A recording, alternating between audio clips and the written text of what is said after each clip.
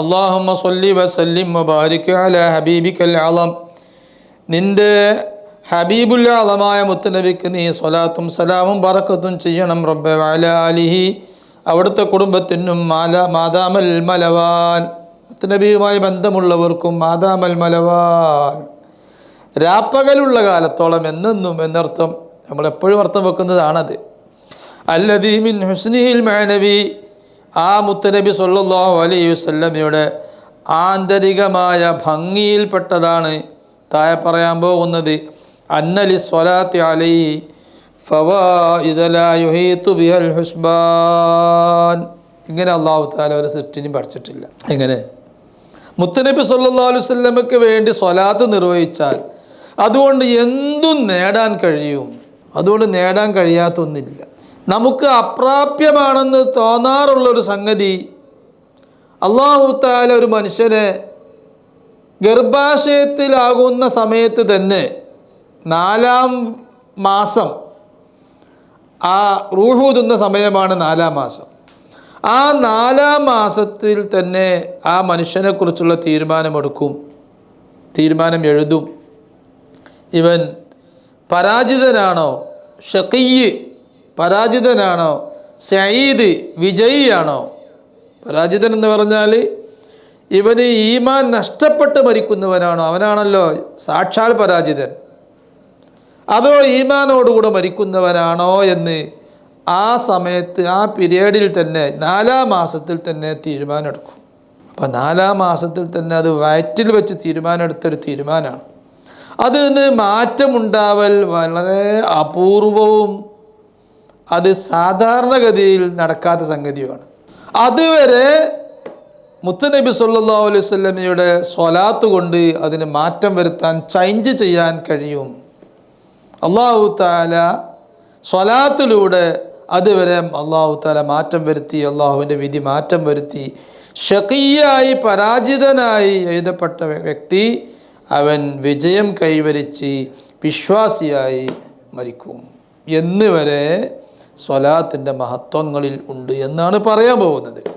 അന്നലി സ്വലാത്തി അലൈഹി, തിരുനബിയുടെ പേരിൽ സ്വലാത്ത് നിർവഹിക്കുന്നതിനുണ്ട് ഫവായിദ ലാ യുഹീതു ബിഹൽ ഹുസ്ബാൻ, ഈ എണ്ണം കൊണ്ട് കണക്കാക്കാൻ സാധിക്കാത്ത ഫലങ്ങൾ, എണ്ണിക്കണക്കാക്കാൻ സാധിക്കാത്ത ഫലങ്ങൾ സ്വലാത്തിന് ഉണ്ട്. അഅ്ലമുഹാ ഖബറു സ്വഹാബിയിൽ ജിന്നി ഖാലിൽ ജാൻ, ആ ഫലങ്ങളിൽ ഏറ്റവും വലിയ ഫലം ഏതാ? ഏറ്റവും വലിയ മഹത്വമേറിയ ഉപകാരം, ഫലം, നേട്ടം എന്താണ്? ഖബറു സ്വഹാബിയിൽ ജിന്നി, ജിന്നുകളെ കൂട്ടത്തിൽപ്പെട്ട ഒരു സ്വഹാബിയുടെ ഹദീസ. അള്ളാഹുവിൻ്റെ ഹബീബ് സല്ലല്ലാഹു അലൈഹി വസല്ലമയുടെ സ്വഹാബി എന്ന് പറഞ്ഞാൽ ആരാണെന്ന് നമ്മൾ നേരത്തെ പറഞ്ഞു. നബിത്തങ്ങൾ വഫാത്താവുന്നതിന് മുമ്പ് ജീവനോടെ റസൂലുള്ളാഹിനെ കാണാൻ സാധിച്ച, മുഅ്മിനായി കാണാൻ സാധിച്ച വ്യക്തിക്ക് ആ സ്വഹാബി എന്ന് പറയാം. അപ്പോൾ ആ സ്വഹാബി എന്ന കൂട്ടത്തിൽ മലക്കുകളുണ്ട്, അമ്പിയാക്കന്മാരുണ്ട്, ജിന്നുകളുണ്ട്, മനുഷ്യരുണ്ട്. അപ്പോൾ ജിന്നിയായ ഒരു സ്വഹാബി, മുത്തനബി സല്ലല്ലാഹു അലൈഹി വസല്ലം ജിന്നുകളിലേക്ക് മയക്കപ്പെട്ടവരാണല്ലോ. എത്രയോ ജിന്നുകൾ മുത്തനബി സല്ലല്ലാഹു അലൈഹി വസല്ലമയുടെ അടുത്ത് വന്ന് ഹദീസ് കേട്ട് പോയിട്ടുണ്ട്. പലപ്പോഴും അവർ കേൾക്കാറുമുണ്ട്. ജിന്നുകൾ മനുഷ്യൻ്റെ കൂടെ ഇങ്ങനെ ചുറ്റിപ്പറ്റി ഉണ്ടാവും. പ്രത്യേകിച്ച് മുഅ്മിനായ ജിന്നുകളെ കൂട്ടത്തിലുണ്ട് ആലിമീങ്ങളും സാധാരണക്കാരും. ഇൽമു പഠിക്കാനും അല്ലാതെ മോഹം കാണിക്കുന്ന ജിന്നുകളുണ്ട്. നമ്മളൊക്കെ ക്ലാസ് എടുക്കുന്ന സമയത്ത് നമ്മളെ ക്ലാസ് ചിലപ്പോൾ ജിന്നുകൾ ശ്രദ്ധിക്കുന്നുണ്ടാവും, പഠിക്കുന്നുണ്ടാവും. മടവൂർ ഖദ്ദസല്ലാഹു തആല സിർറഹുൽ അസീസ് ഖുതുബുൽ ആലം തങ്ങൾ അവർ ദർസെടുത്തുന്ന സമയത്ത് അവരെ അനുമതിയോടുകൂടെ അവരുടെ ക്ലാസ്സിൽ ജിന്നുകൾക്ക് മാത്രമുള്ള, അവരുടെ ദർസിൽ ജിന്നുകൾക്ക് മാത്രമുള്ള ക്ലാസ് ഉണ്ടായിരുന്നു. അവർ വലിയ എന്നുള്ള ജനങ്ങൾ അറിയപ്പെടുന്ന രൂപത്തിലുള്ള വലിയായി പുറത്തു പോകുന്നതിന് മുമ്പ് മടവൂർ പള്ളിയിൽ ദർസെടുത്ത് കൊണ്ടിരിക്കുന്ന കാലത്ത്, അന്ന് കുട്ടികളൊക്കെ ഉറങ്ങിയ ശേഷം മടവൂർ തങ്ങൾ ജിന്നുകൾക്ക് പള്ളിയുടെ അകത്ത് വെച്ച് ദർസെടുത്തി കൊടുക്കുന്ന സാഹചര്യം ഉണ്ടായിരുന്നു. അപ്പോൾ ജിന്നുകൾ മുത്തുനബി സല്ലല്ലാഹു അലൈഹി വസല്ലമയുടെ അടുത്ത് പലപ്പോഴായി വരാറുണ്ട്. സൂറത്തുൽ അഹ്ഖാഫിൽ ജിന്നുകളെ കുറിച്ച് വിശദീകരിച്ചിട്ടുണ്ട്. സൂറത്തുൽ ജിന്നിലും ജിന്നുകളെക്കുറിച്ച് പറഞ്ഞിട്ടുണ്ട്. അബ്ദുല്ലാഹിബ്നു മസ്ഊദ് റളിയല്ലാഹു തആല അൻഹു മുത്തനബിയുടെ കൂടെ ജിന്നുകളെ കാണാൻ പോയി അവരോട് പ്രബോധനം ചെയ്യാൻ പോയ സംഭവങ്ങളൊക്കെ ഉണ്ട്. അത് മറ്റൊരു ക്ലാസ്സിൽ നാം വിവരിച്ചിട്ടുമുണ്ട്. അപ്പോൾ ജിന്നുകളെ കൂട്ടത്തിൽപ്പെട്ട ഒരു സ്വഹാബിയുടെ ഹദീസ്, ഖാദിൽ ജാൻ, അദ്ദേഹം ജിന്നുകളുടെ കാളിയാണ്. ഞാൻ പറഞ്ഞല്ലോ, മനുഷ്യന്മാരുടെ കൂട്ടത്തിലുള്ള എല്ലാ ജാതിയും എല്ലാ പാർട്ടിയും ജിന്നുകളുടെ കൂട്ടത്തിലും ഉണ്ടെന്ന് വിശുദ്ധ ഖുർആൻ പറഞ്ഞിട്ടുണ്ട്. സൂറത്തുൽ ജിന്നിൽ ജിന്നുകളുടെ കൂട്ടത്തിലുണ്ട് പല വിഭാഗക്കാർ, പല പാർട്ടികളും, കച്ചവടക്കാരും, മൗലിയമാരും, കാളിമാരും, ഔലിയാക്കളും, സാധാരണക്കാരും ഒക്കെ ജിന്നുകളുടെ കൂട്ടത്തിലുണ്ട്. ഖാദിൽ ജാൻ ജിന്നുകളുടെ കൂട്ടത്തിൽപ്പെട്ട കാളിയാണ്, ജിന്നുകളുടെ കാളിയാണ് ഈ പറയാൻ പോകുന്ന സ്വഹാബി. ലഖബുഹു, അദ്ദേഹത്തിൻ്റെ സ്ഥാനപ്പേര് ഷംഹൂറഷ് എന്ന അദ്ദേഹത്തിൻ്റെ സ്ഥാനപ്പേര്. ഷംഹൂറഷ് എന്ന് പറയുന്നത് അറബി അക്ഷരങ്ങളാണെങ്കിലും അത് അറബി അല്ല, അത് ജിന്ന് ഭാഷയാണ്. അത് നമുക്ക് പരിചയമുള്ള ഭാഷ അല്ല. ഷംഹൂറഷ് ജിന്ന് ഭാഷ ആയിരിക്കും. ഹസ്തലഹൂഷ് എന്നൊക്കെ കേട്ടിട്ടില്ല നിങ്ങൾ? കുതുബിയത്തിൻ്റെ തുടക്കത്തിൽ ജിന്നുകളെ പേര് പറയുന്നുണ്ട്. സുലൈമാൻ നബി അലൈഹി ഇസ്ലാമിൻ്റെ ഖാദിമീങ്ങളായിരുന്നു ജിന്നുകൾ. അവർ മുഅ്മിനീങ്ങളാണ്, സ്വാലിഹീങ്ങളാണ്. അവരുടെ പേരാണ് ഹസ്തലഹൂഷ്. അതെന്തായാലും ജിന്ന് ഭാഷയാണ്. മനുഷ്യനെ അത് അങ്ങനെ വിളിക്കാൻ കഴിയൂല. ഹസ്തലഹൂഷ് എന്ന് വിളിക്കുമ്പോൾ തന്നെ ഒരു ഭാഗത്തേക്കാവും. അപ്പോൾ അതിൽപ്പെട്ട ഒരു പേരാണ്, അവിടെ പറയപ്പെടുന്ന ആ ജിന്നുകളെ പേരിൽപ്പെട്ട ഒരു പേരാണ് ഷംഹൂറഷ്. അതിൻ്റെ അർത്ഥം നമുക്ക് അറിയില്ല. അദ്ദേഹത്തിൻ്റെ സ്ഥാനപ്പേരാണ് ഷംഹൂറഷ്. എന്ത് സ്ഥാനം സൂചിപ്പിക്കുന്നത് നമുക്കറിയില്ല. അബൂ മുഹമ്മദ് എന്ന് അദ്ദേഹത്തിൻ്റെ നിക്നെയിമാണ്. മുഹമ്മദ് എന്ന് കുട്ടി ഉണ്ടാവാം, മുഹമ്മദിൻ്റെ ഉപ്പാണ് അതിൻ്റെ അർത്ഥം. അബ്ദുറഹ്മാൻ, അതാണ് ശരിക്കിനുള്ള പേര്, അബ്ദുറഹ്മാൻ. അദ്ദേഹത്തിൻ്റെ യഥാർത്ഥ പേര് അബ്ദുറഹ്മാൻ. അദ്ദേഹം ഉദ്ധരിച്ച ഒരു ഹദീസുണ്ട്. യുഖാലു, പറയപ്പെടുന്നു, ഇന്നഹു മിൻ വുസറാഇ നബിയില്ലാഹി സുലൈമാൻ നബി അലൈഹി ഇസ്ലാമിൻ്റെ മന്ത്രിമാരിൽപ്പെട്ട ആളാണ്, ജിന്നുകളെ കൂട്ടത്തിൽ നിന്നുള്ള മന്ത്രിമാരിൽപ്പെട്ട ആളാണ് ഷംഹൂറഷ് എന്ന് പറയപ്പെടുന്ന ആൾ. അലൈഹിസ്സലാമുൽ ഹത്താൻ, സുലൈമാൻ നബിക്ക് അള്ളാഹുവിൻ്റെ ചൊരിയുന്ന സലാമുണ്ടായിരിക്കട്ടെ. വമിൻ മുരീദുൽ ഗൗസിൽ ജീലാനി ഖുതുബുൽ അക്വാൻ, ലോകത്തിൻ്റെ കുതുബായി വന്ന ഗൗസുൽ ആലം അബ്ദുൽ ഖാദിറിൽ ജീലാനി ഖദ്ദസല്ലാഹു തആല സിർറഹുൽ അസീസ് തങ്ങളുടെ മുരീദുമാരിലും പെട്ട ആളാണ് ഷംഹൂറഷ് എന്ന് പറഞ്ഞ ജിന്നായ സ്വഹാബി. അപ്പോൾ ജിന്നായ സ്വഹാബിക്ക് ഗൗസുൽ ആലം മൊയ്തീൻ ശൈഖ് റളിയല്ലാഹു അൻഹുവിൻ്റെ അടുത്തേക്ക് പിന്നെ മുരീദായി നിൽക്കേണ്ട, അവിടെ വരേണ്ട, അദ്ദേഹത്തിൻ്റെ ക്ലാസ്സിൽ പങ്കെടുത്ത് അദ്ദേഹത്തിൻ്റെ മുരീദായി നിൽക്കേണ്ട ആവശ്യമുണ്ടോ എന്നൊരു ചോദ്യം ഉണ്ടാവും. അതിന് പലപ്പോഴായി അതിൻ്റെ മറുപടി നാം പറഞ്ഞിട്ടുണ്ട്. വേണമെങ്കിൽ ഒന്നും കൂടെ പറയാം. അതുണ്ടാവാം. ഒരാൾ സ്വഹാബി ആയതുകൊണ്ട് ആ സ്വഹാബിക്ക് എല്ലാ ആരിഫത്തും ലഭിക്കണമെന്നില്ല. സ്വഹാബിമാരുടെ കൂട്ടത്തിൽ വലിയ ആരിഫ്യങ്ങളുണ്ട്. സ്വഹാബിമാരുടെ കൂട്ടത്തിൽ മാരിഫത്തിൻ്റെ ഫീൽഡിനെ അപേക്ഷിച്ച് സാധാരണക്കാരുണ്ട്. സ്വഹാബിമാരുടെ കൂട്ടത്തിൽ ആലിമീങ്ങളുണ്ട്, ഫത്വ കൊടുക്കാൻ കഴിവുള്ള ആലിമീങ്ങളുണ്ട്. സ്വഹാബിമാരുടെ കൂട്ടത്തിൽ ഫത്വ കൊടുക്കാൻ കഴിവില്ലാത്ത ആലിമീങ്ങളല്ലാത്ത ആളുകളുണ്ട്. അപ്പോൾ സ്വഹാബിമാരെന്നെ പല വിധത്തിലുള്ളവരുണ്ട്. ഷംഹൂറഷ് എന്ന് പറയുന്ന സ്വഹാബി മൊയ്തീൻ ശൈഖ് റളിയല്ലാഹു അൻഹുവിൻ്റെ അടുത്ത് വരുന്നത് അവിടുത്തെ ഇൽമു പഠിക്കാനും അവിടുത്തെ അമൂല്യമായ മാരിഫത്ത്, അദ്ദേഹത്തിനേക്ക് നേരത്തെ കിട്ടാത്ത മാരിഫത്ത് ലഭിക്കാനുമായിരിക്കും മൊയ്തീൻ ശൈഖ് റളിയല്ലാഹു അൻഹുവിൻ്റെ അടുത്ത് വരുന്നത്. അപ്പോൾ റസൂലുള്ളാഹിയുടെ അടുത്ത് നിന്ന് കിട്ടാത്ത മാരിഫത്ത് മൊയ്തീൻ ശൈഖ് റളിയല്ലാഹു അൻഹുവിൻ്റെ അടുത്ത് നിന്ന് കിട്ടുക എന്ന് ചോദ്യം വരും. അതൊന്നും യാഥാർത്ഥ്യം മനസ്സിലാക്കാത്തതുകൊണ്ടാണ്. റസൂലുള്ളാഹി സ്വല്ലല്ലാഹു അലൈഹി വസല്ലമ തങ്ങൾക്ക് ഷംഹൂറഷ് റസൂലുള്ള ജീവിച്ചിരിക്കുന്ന കാലത്ത് അന്ന് കൊടുക്കാൻ പറ്റിയ ഡോസ്, മാരിഫത്തിൻ്റെ ഡോസ് പെട്ടെന്ന് എല്ലാവർക്കും ഒരേ അളവിൽ കൊടുക്കാൻ പറ്റില്ല. അന്ന് സ്വീകരിക്കാൻ പറ്റിയ ഡോസിൽ മുത്തനബി സ്വല്ലല്ലാഹു അലൈഹി വസല്ലം ഷംഹൂറഷിന് കൊടുത്തിട്ടുണ്ടാവും മാരിഫത്ത്. പിന്നീട് അദ്ദേഹത്തിന് ഒരേ പ്രായമായി.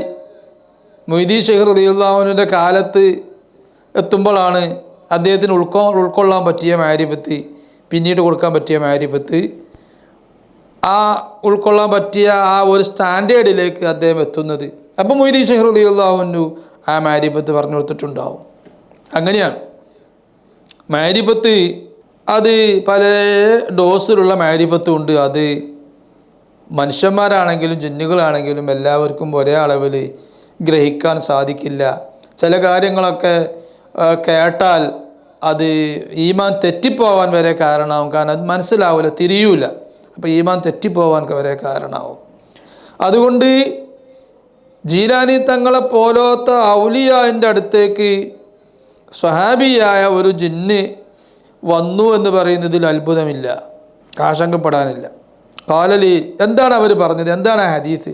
ഖാലലി റസൂലുള്ളാഹി സ്വല്ലല്ലാഹു അലൈഹി വസല്ലം, എന്നോട് അള്ളാഹുവിൻ്റെ റസൂൽ സ്വല്ലല്ലാഹു അലൈഹി വസല്ലം പറഞ്ഞു, ഇദാ കുതിബൽ മർഉ ഫീ ബത്നി ഉമ്മിഹി ഷഖിയ്യ, ഒരു മനുഷ്യൻ ഉമ്മയുടെ വയറ്റിൽ വെച്ച് പരാജിതൻ, ഷഖിയ്യ്, പരാജിതനായി ദുനിയാവ് നൽകപ്പെട്ട്, ദുനിയാവിൽ വയസ്സ് നൽകപ്പെട്ട് അതുകൊണ്ട് ഒന്നും നേടാൻ കഴിയാതെ ജീവൻ ഒടുക്കുന്നവൻ എന്ന് തീരുമാനിക്കപ്പെട്ടാൽ, ഷഖിയ്യ് എന്ന് തീരുമാനിക്കപ്പെട്ടാൽ, ഹല്ലഹു മിൻ ദവാഇൻ ലിൽ ഹവലാൻ, നബി തങ്ങളൊരു ചോദ്യമാണ് ആരോട്? ശംഹൂറസിനോട്.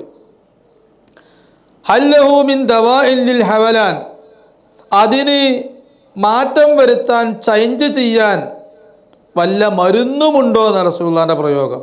അതിന് വലിയ മരുന്നുണ്ടോ എന്ന് എനിക്കറിയോ എന്ന് നബി സല്ലല്ലാഹു അലൈഹി വസല്ലമ തങ്ങൾ ശംഹൂറസിനോട് ചോദിച്ചു. അത് എല്ലാവർക്കും തോന്നുന്ന ഒരു സംശയമാണ്. ഈ ഒരു ഹദീസ് മൗലിദുൽ ഹുസ്നൈനി എഴുതി കുറച്ച് കഴിഞ്ഞതിൻ്റെ ശേഷം എനിക്ക് കിട്ടുന്നത്, ഈ ഒരു ഇൽമ കിട്ടുന്നത്.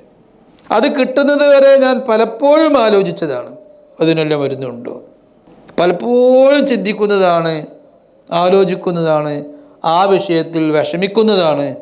അങ്ങനെ ഉണ്ടെങ്കിൽ എന്തായിരിക്കും അതിനുള്ള പരിഹാരം എന്ന് ആലോചിക്കാറുണ്ട്. അപ്പോഴാണ് ഇങ്ങനൊരു ഹദീസ് കാണുന്നത്. എൻ്റെ ഒരു സുഹൃത്ത് ഈ ഹദീസ് എൻ്റെ അടുത്തേക്ക് കൊണ്ടുവരുന്നത്. അല്ലാഹു തആല അദ്ദേഹത്തിനേക്ക് വലിയ ഇൽമും ബർക്കത്തും ഏറ്റി കൊടുക്കട്ടെ. അപ്പം അങ്ങനെ ചോദിച്ചു, വല്ലാത്തൊരു ചോദ്യം. ഉമ്മയുടെ വയറ്റിൽ വെച്ച് 4-ാം മാസത്തിൽ തീരുമാനമെടുത്താൽ പിന്നെ അതിന് മാറ്റം വരുത്താൻ വലിയ വഴിയുണ്ടോ എന്ന് നിനക്കറിയോ? ഖുൽതു, ഞാൻ പറഞ്ഞു, അല്ലാഹു റസൂലുഹു അഅലമു ബിശ്ശാൻ. അങ്ങനെയാണ് സ്വഹാബിമാർ അറിയോ എന്ന് ചോദിച്ചാൽ എനിക്ക് അറിയുമെന്ന് തന്നെ പെടൂല. സ്വഹാബിമാരോട് അറിയോ എന്ന് ചോദിച്ചാൽ ഒരറിയില്ല എന്ന്. അള്ളാഹുവിനും റസൂലുമാണ് ഏറ്റവും അറിവുള്ളവർ എന്നേ മറുപടി പറയും. ചില കാര്യത്തിന് തീരെ അറിയില്ല എന്ന് പറയാനും പറ്റൂല. അപ്പോൾ പെടാതിരിക്കാൻ എന്താ പറയേണ്ടതെന്ന് അറിയില്ല. അപ്പോൾ അള്ളാഹു റസൂലിനെ കൂടുതൽ അറിവുള്ളതെന്ന് പറഞ്ഞാൽ പറഞ്ഞ ഒരാളാണ് ഇവിടുന്ന് പറഞ്ഞു വരും. അറിയില്ല എന്ന് പറഞ്ഞാൽ ചിലപ്പോൾ പ്രശ്നമാവും. തീരെ അറിയില്ല എന്ന് പറഞ്ഞാൽ പിന്നെ എന്ത് എനിക്ക് ഇക്കാലം വരെ പണിയെന്ന് ചോദിക്കും. അള്ളാഹു റസൂലുഹു അഅലമു ബിശ്ശാൻ, ഇക്കാര്യവുമായി കൂടുതൽ അറിവുള്ളത് അള്ളാഹു റസൂലിനാണ് എന്ന് പറഞ്ഞു. ഖാല, മുത്തുനബി പറഞ്ഞു കൊടുത്തു, ഇദശ്തഗല ബിസ്സലാത്തി അലയ്യ ഫഇന്നഹാ തഖ്ലിബു ശഖാവതഹു സആദതൻ. ഇദശ്തഗല ബിസ്സലാത്തി അലയ്യ, കണ്ടോ പറഞ്ഞത്? ഇദശ്തഗല ബിസ്സലാത്തി അലയ്യ, എൻ്റെ പേരിലുള്ള സ്വലാത്ത് നിർവഹണവുമായി ഒരാൾ ജോലിയായാൽ, അതൊരു ജോലിയാക്കിയാൽ, കണ്ടോ? ഇതാ സ്വലാത്ത് ചൊല്ലിയാൽ എന്നല്ല കേട്ടോ അതിൻ്റെ അർത്ഥം. എൻ്റെ പേരിൽ സ്വലാത്ത് ചൊല്ലിയാൽ എന്നല്ല പറഞ്ഞത്. അതിന് പറയാറുള്ളത് ഇതാ സ്വല്ല അലയ്യ എന്നാ പറയാ. വേണ്ട പറയാൻ ഇതാ സ്വല്ല അലയ്യ, എൻ്റെ പേരിൽ സ്വലാത്ത് നിർവഹിച്ചാൽ, അതല്ല പറഞ്ഞത്. മറിച്ച് എൻ്റെ പേരിലുള്ള സ്വലാത്ത് നിർവഹണം ഒരാളെ ജോലിയായി മാറിയാൽ, ഒഴിവുള്ള സമയത്തൊക്കെ മുത്തുനബി സല്ലല്ലാഹു അലൈഹി വസല്ലമയുടെ സ്വലാത്ത് നിർവഹിക്കും. ഈ സ്വലാത്ത് നിർവഹിക്കും എന്ന് പറഞ്ഞാൽ അപ്പം നിങ്ങൾ വിചാരിക്കണം അതിങ്ങനെ മാല കൊണ്ടുനടന്ന് തസ്ബീഹ് നടന്ന് അല്ലാഹുമ്മ സ്വല്ലി അലാ സയ്യിദിനാ മുഹമ്മദിൻ നൂരി വആലിഹി, അല്ലെങ്കിൽ അല്ലാഹുമ്മ സ്വല്ലി സ്വലാത്തൻ കാമിലത്തൻ, ഇത് പറയുന്നത് അല്ലെങ്കിൽ മൗലിദുൽ ഹുസ്നൈനി എടുത്ത് അങ്ങനെ സ്വല്ലൽ തന്നെയാണ് എന്ന് അത് മാത്രമാണെന്ന് വിചാരിക്കേണ്ട. സ്വലാത്ത് പല സ്വലാത്തുണ്ട്. ഇതൊക്കെ സ്വലാത്താണ്. മൗലിദൊക്കെ ഓതൽ സ്വലാത്താണ്. നമ്മൾ ഈ പറഞ്ഞ സ്വലാത്തൊക്കെ ചൊല്ലലൊരു സ്വലാത്താണ്. ഇനി ഭക്ഷണം ഉണ്ടാക്കുന്ന സമയത്ത് സ്ത്രീകൾക്ക് സ്വലാത്തെല്ലാം പറ്റുമോ? അതൊക്കെ നമ്മൾ ഇൻഷാ അല്ലാഹ് പറയാം, ബേക്കിൽ പറയാം. അവിടേക്ക് ചെല്ലാൻ പറ്റുന്ന ഒരു സ്വലാത്തുണ്ട്, ചെയ്യാൻ പറ്റുന്ന സ്വലാത്ത് നിർവഹിക്കുക ഞാൻ പറഞ്ഞത്. സ്വലാത്ത് ചെയ്യുക എന്നോ ചൊല്ലുക എന്നൊന്നും അല്ല പറഞ്ഞത്, നിർവഹിക്കുക എന്നാണ് ഞാൻ പറഞ്ഞത്. സ്വലാത്ത് നിർവഹണം. മുത്തനബി സല്ലല്ലാഹു അലൈഹി വസല്ലമയെ കുറിച്ച് ഇങ്ങനെ ആലോചിക്കുക. ഇപ്പം നമ്മൾ നിർവഹിക്കുന്നുണ്ടല്ലോ, ഇതൊരു സ്വലാത്താണ്. ഈ ക്ലാസ് ഭക്ഷണം ഉണ്ടാക്കുമ്പോൾ സ്ത്രീകൾക്ക് മൗലിദുൽ ഹുസ്നൈനിൻ്റെ ക്ലാസ്സുകൾ കേൾക്കാം, അതൊരു സ്വലാത്താണ്. സ്വലാത്ത് കേൾക്കുന്നത് ഒരു സ്വലാത്താണ്. മൗലിദുൽ മുത്തനബിയെക്കുറിച്ചുള്ള ക്ലാസ്സുകൾ, ആ ക്ലാസ് മൗലിദുൽ ഹുസ്നൈൻ്റെ ക്ലാസ്സുകൾ ആവർത്തിച്ച് കേട്ടോളി, അത് വലിയ ഇബാദത്താണ്. അത് എത്ര പ്രാവശ്യം ആവർത്തിച്ച് കേട്ടാലും മുമ്പ് തിരിയാത്തത് പിന്നീട് തിരിയും. പല ഭാഗങ്ങളിലും ആദ്യം തിരിഞ്ഞതാവൂല, പിന്നീട് തിരിയുക. അപ്പം അതൊക്കെ സ്വലാത്താണ്. മുത്തുനബി കൽബിൽ കടന്നുകൂടി മുത്തുനബി എന്നുള്ള ചിന്തയിൽ മുത്തുനബിയെക്കുറിച്ച് പറയുന്ന ക്ലാസ്സുകൾ കേൾക്കുക. മൗലിദ് ഹുസ്നൈൻ്റെ ക്ലാസ് മാത്രം എന്നതിനർത്ഥമല്ല. മുത്തുനബിയെക്കുറിച്ച് പഠിച്ചുകൊണ്ട് പറയുന്ന ആലിമീങ്ങൾ, അവരുടെ ക്ലാസ്സുകളൊക്കെ കേൾക്കാം. ഉദാഹരണമായി നമ്മുടെ ഹബീബായ പകര ഉസ്താദ്, അവരുടെ ക്ലാസ് മുത്തുനബിയെക്കുറിച്ച് അറിഞ്ഞിട്ട് പഠിച്ചിട്ട് പറയുന്ന ക്ലാസ്സുകൾ. മുത്തുനബിയെക്കുറിച്ച് പഠിക്കാതെ പലരും ചിലതൊക്കെ പറയും, അതൊന്നും കേട്ടിട്ട് കാര്യമില്ല, നമ്മളെ കൽബ് മോശമായി പോകും. അപ്പോൾ പഠിച്ചിട്ട് പറയണം. ഈ പഠിച്ചിട്ട് പറയുന്ന ക്ലാസ്സുകൾ, അത് കേൾക്കൽ, മുത്തുനബിയോടുള്ള മഹബത്തിൽ ആ ക്ലാസ് കേൾക്കൽ സ്വലാത്താണ്. അപ്പോൾ ആ ക്ലാസ് ഇങ്ങനെ കേട്ടിട്ട് നമുക്ക് നമ്മുടെ ജോലി ചെയ്യാവുന്നതാണ്, അതൊരു സ്വലാത്താണ്. ഇനി വേറെയും സ്വലാത്ത് നിർവഹണമുണ്ട്. അപ്പോൾ മുത്തുനബി സല്ലല്ലാഹു അലൈഹി വസല്ലമയെ മഹത്വങ്ങളും മുത്തുനബിയെക്കുറിച്ച് നമുക്ക് മഹത്വങ്ങൾ മനസ്സിലാക്കുമ്പോൾ ചില വിഷയങ്ങളിൽ നമുക്ക് സംശയം വരും. അതിനെക്കുറിച്ചൊക്കെ ഇങ്ങനെ ആലോചിക്കുക. ചില സഹോദരിമാരൊക്കെ നമ്മളോട് പലപ്പോഴായിട്ട് നമ്മുടെ ക്ലാസ്സിൽ, ഈ ക്ലാസ് കേൾക്കുന്നവർക്ക് തന്നെ അതിനെക്കുറിച്ചുള്ള പിന്നീട് പുനർവിചിന്തനം നടത്തി നല്ല സംശയങ്ങൾ അവർക്കുണ്ടായ ആ സംശയങ്ങൾ ചോദിക്കും.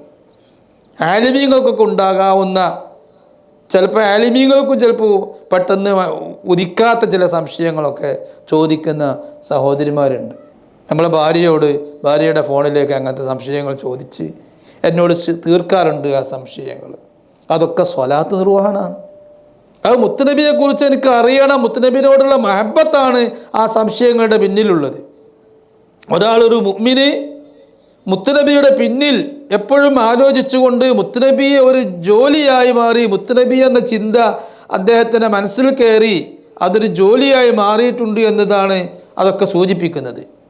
അപ്പോൾ മുത്തുനബിയെക്കുറിച്ച് ആലോചിക്കൽ അത് സ്വലാത്ത് നിർവഹണമാണ്.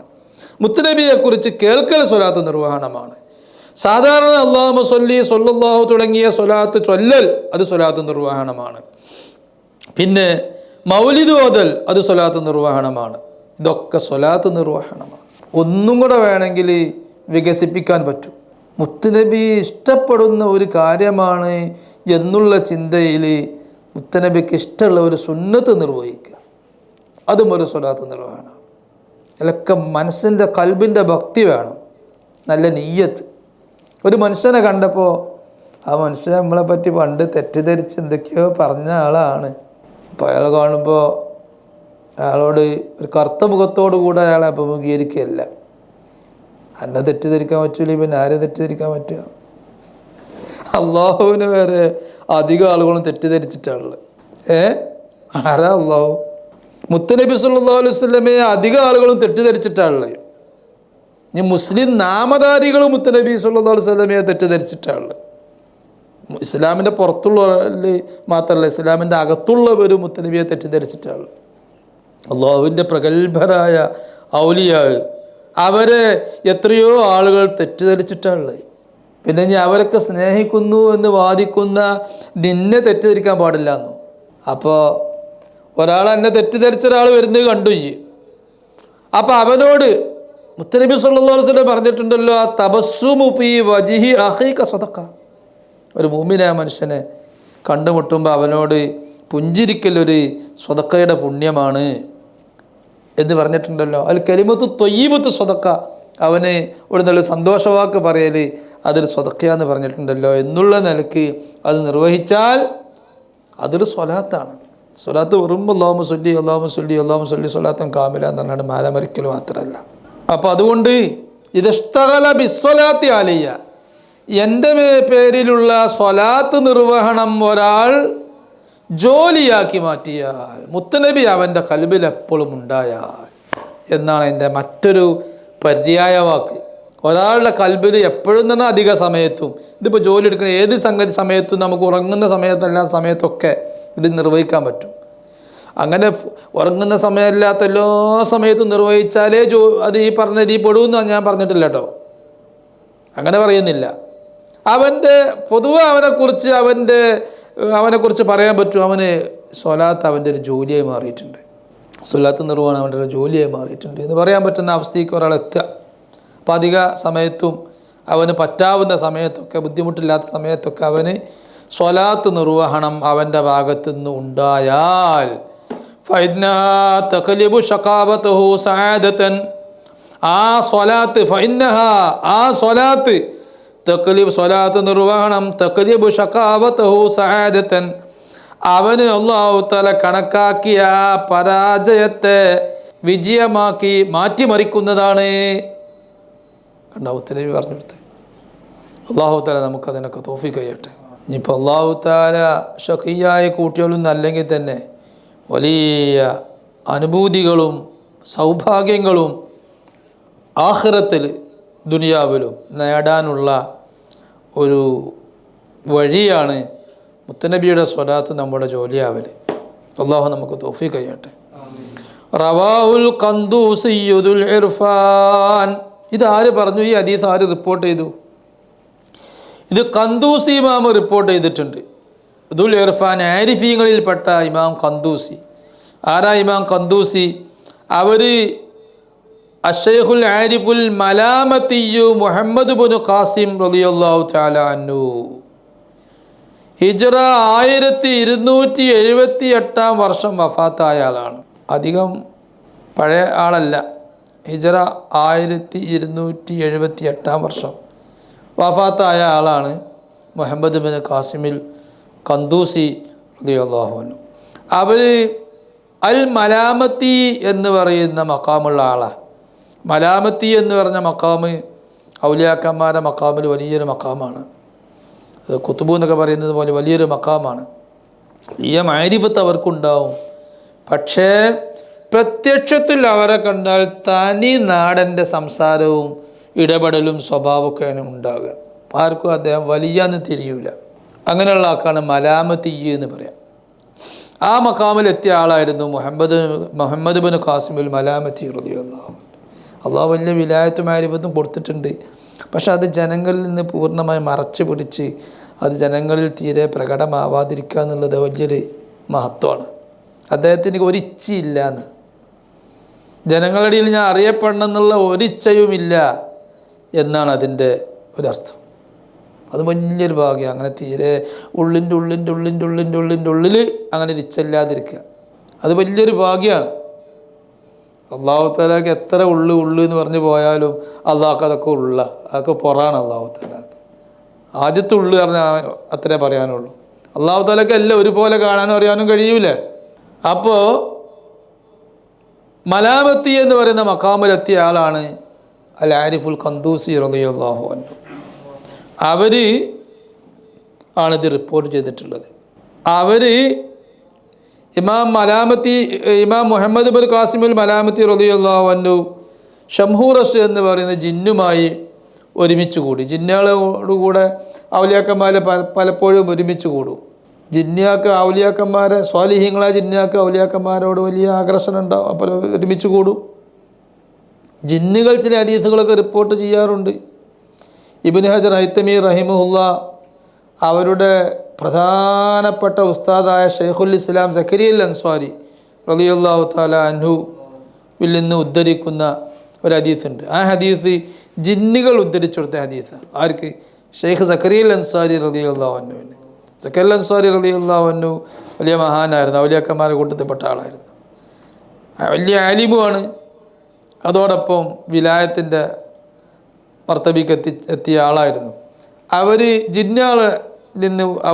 ജിന്നുകൾ പറഞ്ഞു കൊടുത്ത ഹദീസ് ഉദ്ധരിച്ചതായി ഇബ്നു ഹജർ ഹൈത്തമി റഹിമഹുല്ല അവരുടെ ഉസ്താദുമാരെ കുറിച്ച് എഴുതിയ ഗ്രന്ഥം സബത്ത് എന്ന് പറയുന്ന ഗ്രന്ഥത്തിൽ വിവരിക്കുന്നതായി കാണാം. അപ്പോൾ അതുപോലെ ഇമാം ഖന്ദൂസി ഷംഹൂറസ് എന്ന് പറയുന്ന ജിന്നുമായി സംഗമിച്ചു. ആ സംഭവം സൽവത്തുൽ അംഫാസ് വ മുഹാദത്തുൽ അഖിയാസ് ബിമൻ ഉഖ്ബിറ മിനൽ ഉലമാഇ വസ്സുലഹാഇ ബിഫാസ്. ഫാസ് എന്ന് പറഞ്ഞ നാട്ടിൽ മറവ് ചെയ്യപ്പെട്ട ആലിമീങ്ങളുടെയും സ്വാലിഹീങ്ങളുടെയും ചരിത്രം പറയുന്ന സൽവത്തുൽ അംഫാസ് വ മുഹാദത്തുൽ അഖിയാസ് എന്ന് പറഞ്ഞ ഗ്രന്ഥത്തിൽ പറയുന്നുണ്ട് ഇദ്ദേഹത്തെ ആ സംഭവം. അത് അല്ലാമ ഖത്താനി എഴുതിയ ഗ്രന്ഥമാണ്. പക്ഷേ അതിൽ ഉള്ളത്, ആ കിതാബിലുള്ളത്, അതിൻ്റെ അച്ചടിയിലുള്ളത് ഷംഹൂറഷ് എന്നുള്ള പദമല്ല, അതിൽ കാണുന്നത് ഷംഹുറൂഷ് എന്നാണ് കാണുന്നത്. ഷംഹുറൂഷ്. അത് അനറബി പദങ്ങൾ ഉച്ചരിക്കുമ്പോഴും എഴുതുമ്പോഴൊക്കെ പലപ്പോഴും കിതാബുകളിൽ അങ്ങനെ പല വ്യത്യാസങ്ങളും കാണാറുണ്ട്. അതിൽ പെട്ടതായിരിക്കാനാണ് സാധ്യത. ഷംഹുറൂഷ് എന്നതിൽ കാണുന്നത്. അപ്പോൾ ഷംഹുറൂഷ് എന്ന് പറയുന്ന ആ ജിന്നിനെ എന്തായാലും ഇവർ കണ്ടിട്ടുണ്ട്. മുഹമ്മദ് ബിൻ ഖാസിം തങ്ങൾ കണ്ടിട്ടുണ്ട്. ഈ ഷംഹുറൂഷ് എന്ന് പറഞ്ഞ ആ കിതാബിൽ പറയുന്ന അതേ ജിന്ന് തന്നെയാണോ ഷംഹൂറഷ്? അങ്ങനെയാണ് എന്നാണ് മനസ്സിലാകുന്നത്, ഷംഹൂറഷ്. പക്ഷേ അങ്ങനെയാണ് എന്ന് മനസ്സിലാക്കുമ്പോൾ മറ്റൊരു സംശയം അവിടെയുണ്ട്. ആ സംശയം സിൽക്കുദ്ദുറർ എന്ന് പറഞ്ഞ കിതാബിൽ ഇമാം മുറാദിയുടെ സിൽക്കുദ്ദുറർ ഫി ആയാനിൽ ഖർണി സാനിയ അഷർ എന്ന് പറഞ്ഞ ഗ്രന്ഥത്തിൽ ഇമാം അബ്ദുൽ ഖനിയിൻ നാബുൽസി റളിയല്ലാഹു തആല അൻഹുവിൽ നിന്ന് ഉദ്ധരിക്കുന്നൊരു സംഭവമുണ്ട്. അതെന്താ? അത് പ്രസിദ്ധമായ, ലോകത്ത് പ്രസിദ്ധമായ ഷംഹൂറഷ് എന്ന് പറയുന്ന ആ ജിന്ന് ഹിജ്റ 1129 വർഷം വഫാത്തായി എന്നാണ് അബ്ദുൽ ഖനി നാബുൽസി റളിയല്ലാഹു തആല അൻഹു പറഞ്ഞതായി സിൽക്കുദ്ദുററിൽ പറയുന്നത്. 1129 വർഷം. അപ്പം അന്ന് ഷംഹൂറഷ് എന്ന് പറയുന്ന ജിന്ന് വഫാത്തായിട്ടുണ്ട് എന്ന് പറഞ്ഞ ആ ഉദ്ധരണി ശരിയാണെങ്കിൽ, ആണോ അല്ലേ നമുക്കറിയില്ല, ആ ഉദ്ധരണി ശരിയാണെങ്കിൽ പിന്നെ സൽവത്തുൽ അംഫാസിൽ മുഹമ്മദ് ബിൻ ഖാസിം റളിയല്ലാഹു തആല അൻഹുവിൽ നിന്ന് ഉദ്ധരിക്കുന്ന ഷംഹുറൂഷ് എന്ന് പറയുന്ന ജിന്ന് ഷംഹൂറഷ് എന്ന് പറയുന്ന ജിന്നല്ലാത്ത വേറൊരു ജിന്നായിരിക്കണം. സ്വഹാബി എന്നതിൽ തർക്കം പറഞ്ഞതായി കാണുന്നില്ല. കാരണം മുഹമ്മദ് ബിൻ ഖാസിം തങ്ങൾ പറയുന്നത് സ്വഹാബിയാണ്, മുത്തനബി എന്നോട് ചോദിച്ചു, അദ്ദേഹത്തോട് ചോദിച്ചു എന്നാണ് പറയുന്നത്. അപ്പോൾ സ്വഹാബിയാണ് ഷംഹുറൂഷ്. ആ സ്വഹാബി പറഞ്ഞ ഹദീസാണ് മുഹമ്മദ് ബിൻ ഖാസിം തങ്ങൾ പറഞ്ഞത്. അവിടെ ഇന്നും സംശയമല്ല, ഒരു സംശയം മാത്രമേ ഉള്ളൂ. എന്താണ്? ഈ വിഷയത്തിൽ നമുക്ക് സംശയമല്ല. ഈ സംഭവം ഉണ്ട് എന്നുള്ളത് മുഹമ്മദ് ബിൻ ഖാസിം തങ്ങൾ പറഞ്ഞു തന്നിട്ടുണ്ട് എന്നുള്ളത് നമുക്ക് സംശയമല്ല. പക്ഷേ ഈ ഷംഹുറൂഷ് എന്ന് കാണപ്പെടുന്ന ആ ജിന്നും ഷംഹൂറഷ് എന്ന് പറയുന്ന ജിന്നും ഒന്നാണോ രണ്ടാണോ എന്നുള്ളതിലേ തർക്കമുള്ളൂ. അത് അല്ലാഹു അഅലം. ഒന്നാണ് എന്ന് വന്നാൽ പിന്നെ നമ്മുടെ മുഹമ്മദ് ബിൻ ഖാസിം തങ്ങൾ അദ്ദേഹം ആ ജിന്ന് വഫാത്താകുന്ന അന്ന്, അതായത് ഹിജ്റ 1129 അന്ന് തന്നെ മുഹമ്മദ് ബിൻ ഖാസിം തങ്ങൾ അതിൻ്റെ മുമ്പ് തന്നെ ജീവിച്ചിരിപ്പുണ്ട് എന്ന് വരണം. അപ്പോൾ മുഹമ്മദ് ബിൻ ഖാസിം തങ്ങൾക്ക് 149 വയസ്സെങ്കിലും വേണം. കാരണം അദ്ദേഹം വഫാത്താകുന്നത് 1278 ഹിജ്റ 1129 ആ ഷംഹൂറഷ് വഫാത്തായിട്ടുണ്ടെങ്കിൽ അതിൻ്റെ മുമ്പ് കണ്ട് ഹദീസ് പറഞ്ഞു കൊടുക്കണമല്ലോ. അപ്പം അന്ന് ഇദ്ദേഹം ജീവിച്ചിരിപ്പണം മുഹമ്മദ് ബിൻ ഖാസിം റളിയല്ലാഹു തആല അൻഹു വലിയതായിട്ട് തന്നെ അന്ന് ജീവിച്ചിരിപ്പുണ്ടാവണം. അപ്പോൾ അദ്ദേഹത്തിന് ചുരുങ്ങിയത് 149 വയസ്സെങ്കിലും വേണം. പക്ഷെ അദ്ദേഹം 149 വയസ്സൊക്കെ ജീവിച്ച ഒരു ദീർഘകാലം വയസ്സ് നൽകപ്പെട്ട മുഅമ്മറാണ് എന്ന് ചരിത്രത്തിൽ കാണുന്നില്ല. അദ്ദേഹത്തിൻ്റെ ചരിത്രം പറഞ്ഞിടത്ത് കാണുന്നില്ല. അങ്ങനെ ദീർഘകാലം ജീവിച്ച ആളുകളെ കുറിച്ച് ചരിത്രം പറയുമ്പോൾ അദ്ദേഹം മുഅമ്മറായിരുന്നു, ദീർഘകാലം ജീവിച്ച മഹാനായിരുന്നു എന്ന് പറയാറുണ്ട്. അല്ലാഹു അഅലം. ഏതായാലും ഈ വിഷയത്തിൽ നാം സംശയിക്കേണ്ടതില്ല. മുഹമ്മദ് ബിൻ ഖാസിം തങ്ങൾ ഷംഹുറൂഷ് എന്ന് പറയുന്ന ആളെക്കുറിച്ച് എന്തായാലും പറഞ്ഞിട്ടുണ്ട്. അത് ഷംഹൂറഷ് ആണോ അല്ലയോ എന്നുള്ളതിടത്തേ തർക്കമുള്ളൂ. ഇനി വഖാലൽ ഹൈതമിയു, ഇൻഷാ അല്ലാഹ്, അത് നമുക്ക് ഇത് സ്വലാത്തിൻ്റെ ഏറ്റവും വലിയ മഹത്വമാണ് ഇപ്പം ഇന്ന് പറഞ്ഞത്. ഇനിയും ധാരാളം മഹത്വങ്ങൾ പറയാനുണ്ട്. ഇൻഷാ അല്ലാഹ് നമുക്ക് അടുത്ത ക്ലാസ്സിൽ വിശദീകരിക്കാം. വസല്ലല്ലാഹു വസല്ലമ അലാ സയ്യിദിന മുഹമ്മദിൻ വഅലാ ആലിഹി വസ്വഹ്ബിഹി അജ്മഈൻ വൽഹംദുലില്ലാഹി റബ്ബിൽ ആലമീൻ.